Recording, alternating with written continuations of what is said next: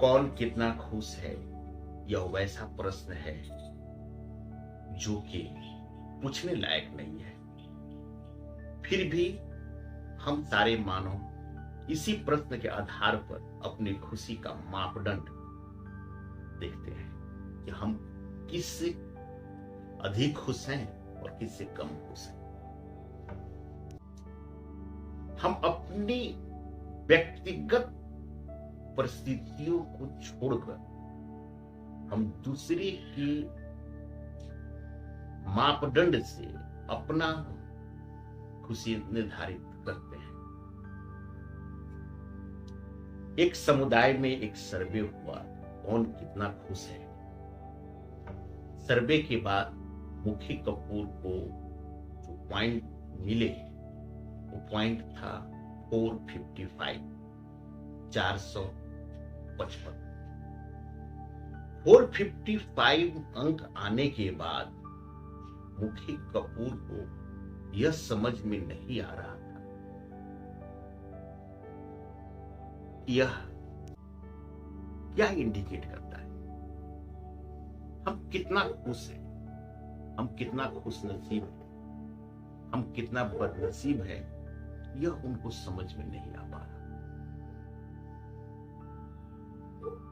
क्योंकि मुखी कपूर एक तुलनात्मक अध्ययन करना चाह रहे थे कि मार्क्स का अर्थ क्या है, हमसे नीचे कितने लोग हैं, हमसे ऊपर कितने लोग हैं।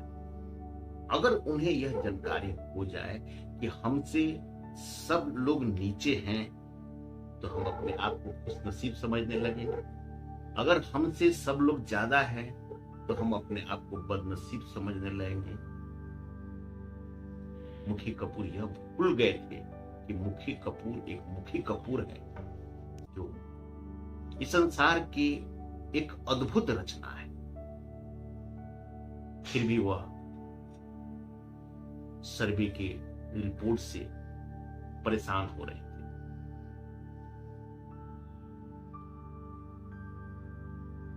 तभी उनकी एक मुलाकात एक संत से हुई। संत को उन्होंने बताया कि यह समझ में नहीं आ रहा है कि 455 अंक का अर्थ क्या है। संत ने बताया कि जिस परिस्थिति में आप हैं, जिस अवस्था में आप हैं, जिस काल में आप हैं, सारी गणनाओं करने के बाद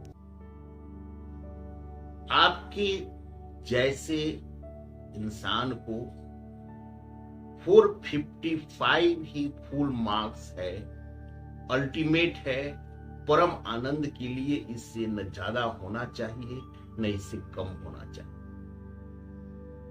इस संसार में जिसको जितना मार्क्स मिला है वही मार्क्स के लायक वह बनाया गया है और वही उसके परम आनंद का स्रोत है। हम अक्सर यह देखने लगते हैं कि हमारे पड़ोसी रिश्तेदार के पास क्या है। उनके पास 2 बड़ी बड़ी कार है, हमारे पास एक छोटी सी कार है, तो हम उनसे अपने आप को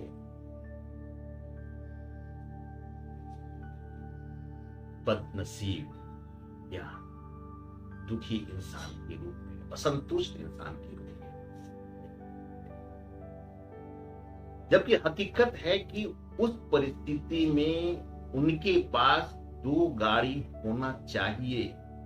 उनको परम आनंद उनको 2 गाड़ी से ही मिलेगा और हमारे परम आनंद का जो है वो हमें छोटी गाड़ी से ही मिलेगा। वह हमसे ज्यादा खुश नहीं, हम उनसे तुलनात्मक अध्ययन नहीं कर सकते।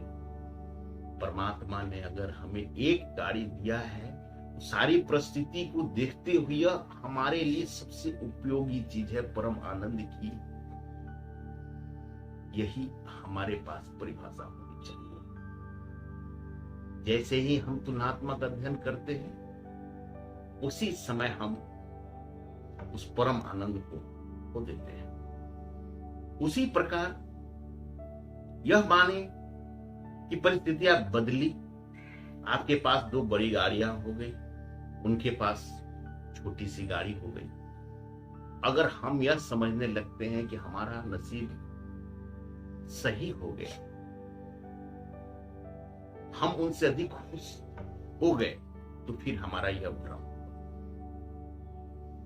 उनकी परिस्थिति एक छोटी गाड़ी के लिए है, हमारी परिस्थिति दो बड़ी गाड़ी के लिए है।